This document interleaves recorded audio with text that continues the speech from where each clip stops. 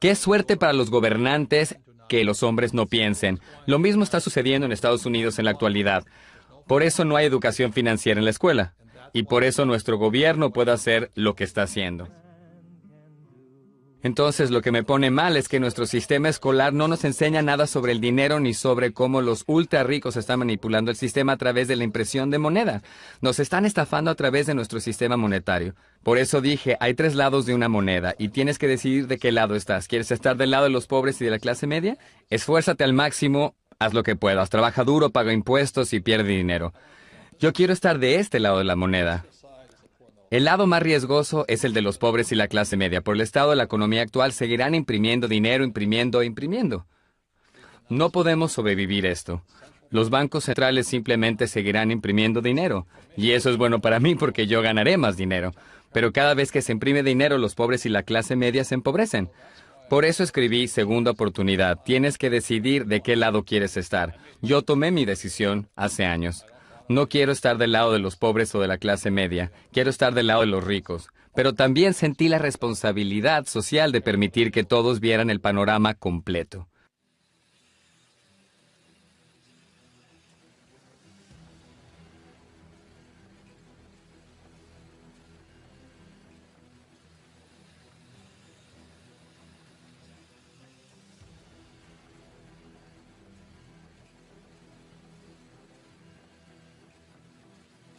Así que después de 1983 comencé a hacer predicciones. Y ya sabes, hacer predicciones es muy riesgoso, porque suenas como un idiota.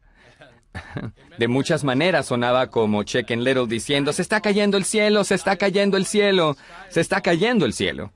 Y si miras lo que está sucediendo en la economía mundial hoy, para millones de personas se está cayendo el cielo.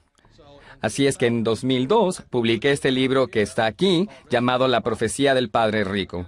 Nuevamente era 2002, y lo que predijo este libro fue un gran colapso económico en 2016. Así que 14 años por adelantado estaba haciendo esta predicción, pero también hice una predicción intermedia después de aquella, de que habría un colapso secundario antes del gran colapso de 2016. Así que este soy yo en CNN con Wolf Blitzer, arriesgando, luciendo como un idiota total, haciendo la predicción del siguiente colapso. Si las personas comienzan a salir de los mercados a los 50 años o principios de sus 60 años y no tener ese tipo de exposición, nunca llegaremos a un punto donde nuestro dinero durará todo lo que necesitemos. Tenemos que ser participantes de este sistema a los 70 y a los 80 años. Y luego tenemos que tener un plan para extraer esos activos, al igual que necesitamos un plan para poner esos activos. Sí, los activos se depositan con esos banqueros de inversión que hoy tienen problemas financieros. Solo digo que supuestamente no son ellos las personas más inteligentes del mundo y no deberíamos ser cuidadosos a la hora de elegir qué consejos financieros seguimos, incluso nosotros 4 en este panel. Sí, absolutamente, absolutamente. Y eso es lo que estoy diciendo. Hay muchos malos consejos aquí, pero Robert, ¿estás realmente preocupado por Sachs y Lehman Brothers? Sí. Me temo que la Reserva Federal, en definitiva, terminará rescatándolos o les faltará poco para hacerlo. Eso es lo que me preocupa. Y a la joven que dice que el contribuyente no está en apuros, le digo, ¿quién va a pagar por ese rescate del contribuyente? Lehman Brothers dice que planea declararse en quiebra. El colapso de Lehman Brothers. Lehman Brothers colapsó. Cientos de bancos rescatados tienen problemas para pagar a contribuyentes. Allá, por 1997, publiqué este libro, Padre Rico, Padre Pobre. Y en Padre Rico, Padre Pobre dije 3 cosas que me trajeron muchos problemas.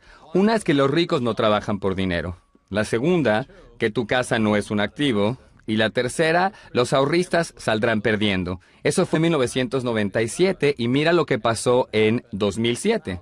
El mercado de bienes raíces colapsó, el gobierno empezó a imprimir moneda que se llama expansión cuantitativa y los ahorristas salieron perdiendo. No es ningún secreto que la burbuja inmobiliaria de California reventó y las dificultades se propagaron. Robert Kiyosaki, perito inmobiliario, predijo que esto todo sucedería en 2005. Pero la mayoría de la gente no escuchó. Es la mayor burbuja financiera en la historia mundial. Esperamos que no fuera inevitable, pero recientemente hubo un gran aumento en los juicios hipotecarios. Déjame contarte un poco de esto. Actualmente hay 650,000 casas en Estados Unidos con juicios hipotecarios. La actividad de juicios hipotecarios subió un 81% en 2008 en Estados Unidos. 10 millones de personas perdieron sus hogares por juicios hipotecarios y fueron desalojados a la calle. Y hasta la actualidad, millones de personas aún no salieron a flote. Deben más sobre sus casas de lo que sus casas valen. Si quieres saber qué pasará con el sector inmobiliario, mira los empleos. Aún hay una mala situación laboral. Así que, ¿sigue siendo una mala situación inmobiliaria? Correcto. El sector inmobiliario es solo tan valioso como esos empleos. ¿Qué hizo que escribiera La conspiración de los ricos? Se remonta a por qué no tenemos educación financiera en las escuelas. Pregunta, ¿la crisis financiera fue creación de una conspiración cruel? Un nuevo libro electrónico, La conspiración de los ricos, las 8 nuevas reglas del dinero, expone lo que Robert Kiyosaki dice que es una fábula perversa sobre cómo los ricos controlan la economía mundial a través de lo que se le ocurra a la Reserva Federal, Wall Street, sus escuelas y el gobierno que respalda a estas entidades. Robert Kiyosaki es el autor de la serie con éxito de ventas Padre Rico, Padre Pobre. Su primer libro de la serie mantuvo el primer puesto en la lista de superventas del New York Times durante 6 años consecutivos. Y participa hoy en el programa. Hola, Robert. ¿Cuál es la teoría conspirativa? ¿Quieres decir que hay pocas personas en la cima que nos manejan como marionetas? Dime que no es así. Bueno, ojalá no fuera así. Pero he estudiado esta crisis desde 1983 más o menos, y la vi venir desde entonces. Las personas que siguen reglas antiguas como trabajar duro, ahorrar dinero, pagar las deudas, vivir módicamente e invertir en una cartera bien diversificada de fondos de inversión van a desaparecer. La peor deuda de todas. La deuda estudiantil es peor que una hipoteca, que la deuda de tarjeta de crédito o un préstamo automotriz. En palabras simples, la deuda estudiantil es de por vida. Eso es inhumano. ¿Cómo osamos cargar a nuestros estudiantes con una deuda de por vida? Es criminal. Así es que la educación es más importante que nunca, pero mire lo que le sucede a un graduado universitario. En vez de que su salario aumente, este cuadro muestra que su salario en realidad está disminuyendo. Y lo peor de todo esto es que te gradúas y no aprendes nada sobre el dinero. Entonces, planteo esta pregunta. ¿Para qué irías a la facultad para ganar menos dinero, salir de la facultad muy endeudado y no aprender nada sobre? El problema es que nuestro sistema educativo no ha cambiado desde 1971. Miren las notas bajas que sacaron en su examen de matemáticas semanal. Más de la mitad de ustedes reprobó. La mayoría de los que aprobaron lo logró con lo justo. Nadie obtuvo un 100%. Y ahora tenemos esta brecha entre los ricos y todos los demás. Y esto es peligroso. La brecha entre ricos, pobres y la clase media es demasiado grande. Y por primera vez el sueño americano desaparece. En lugar del sueño americano, todos pueden hacerse ricos. Mucha gente en Estados Unidos y en todo el mundo está enojada con los ricos. Algunos políticos de hoy dicen, miren la brecha entre el sueldo del director y del empleado. Bueno, ese es el sueño americano, hacerse rico. ¿Te enojas con los Kardashians porque ganan 1,000,000? ¿Te enojas con las estrellas del deporte porque ganan 1,000,000? ¿Te enojas con las estrellas de rock por hacerse ricos?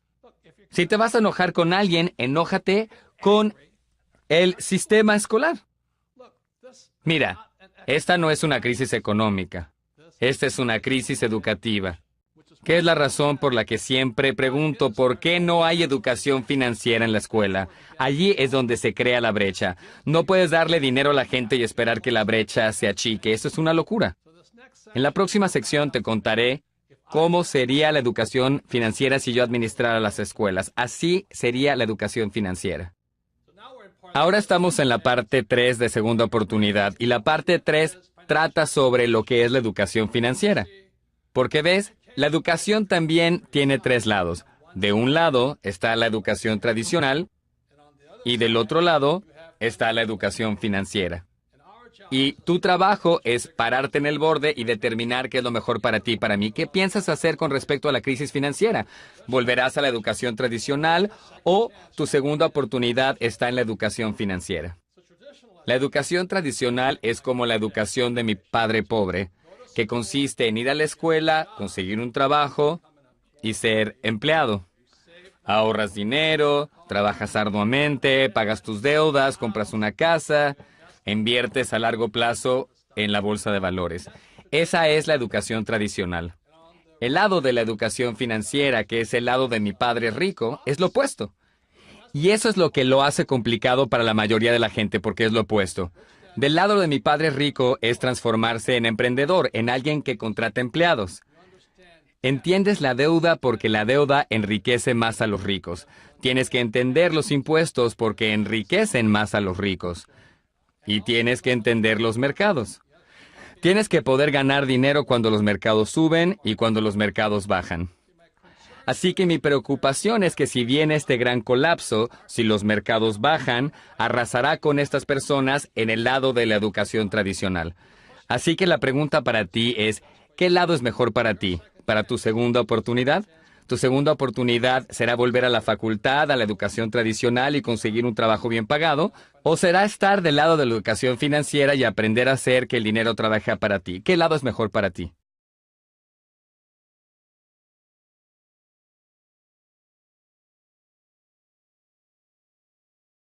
Este es un tema muy importante para mí. Se llama impuestos.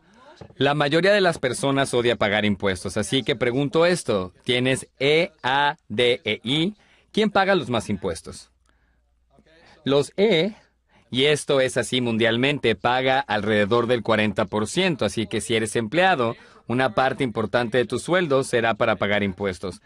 Y así se roban tu riqueza. Si eres A, que es autoempleado, una estrella de cine o un especialista como contador, abogado o un médico, pagas un 60% o más. Así que los SIAs pagan los mayores impuestos posibles.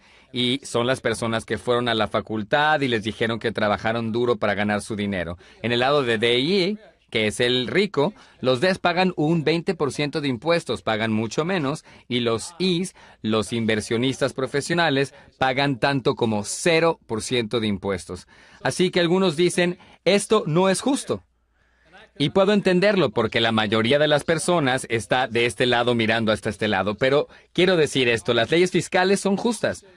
¿Ves? Las leyes fiscales no les importa si eres rico o pobre. Puedes ser rico o pobre y no pagar nada de impuestos. Puedes ser rico o pobre y pagar un 20% de impuestos. ¿Ves? Lo que no es justo es la falta de educación financiera en las escuelas. Así que la gente de este lado no tiene idea de cómo es que ellos están ganando tanto más dinero y pagando mucho menos impuestos. Voy a decir esto, para quienes hayan leído Padre Rico, Padre Pobre, o si tienes el libro, lee Padre Rico, Padre Pobre nuevamente, la lección número 1 de mi Padre Rico fue esta: los ricos no trabajan por dinero. ¿Ves? Ellos aquí del lado E y A trabajan muy duro para ganar dinero y pagan los mayores impuestos. Mi Padre Rico dijo del lado D, debes tener gente trabajando para ti para pagar menos impuestos. Y el lado I, tu dinero trabaja arduamente para ti. El dinero de otra gente trabaja arduamente para ti. Así es que por eso pagas menos impuestos. Y eso es lo que debería incluir la educación financiera. Así es que déjame hablarte directamente una vez más. Todo lo que te estoy diciendo acerca de impuestos y negocios y todo eso es verdad en todo el mundo. Pero nuestras escuelas nunca le van a enseñar esto. Entonces, los que dicen que solamente lo pueden hacer en Estados Unidos son un caso perdido. Lo pueden hacer en su país, en cualquier lado en el mundo. Tienes que pensar como un capitalista, sin embargo. Así es que déjame hablarte directamente. Déjame decirte algo que no te enseñan en la escuela. La lección número 1 en Padre Rico es que los ricos no trabajan por dinero. Así es que déjenme explicarles para qué sí trabajan los ricos. Para lo que trabajan los ricos es la adquisición de activos, y lo que los activos le proveen a los ricos es flujo de efectivo. Los ricos no quieren cheques de pago porque los cheques pagan los impuestos más altos. El flujo de efectivo es una mucho mejor forma de ingreso. Una vez más, los ricos no trabajan por dinero, los ricos adquieren activos que proveen flujo de efectivo.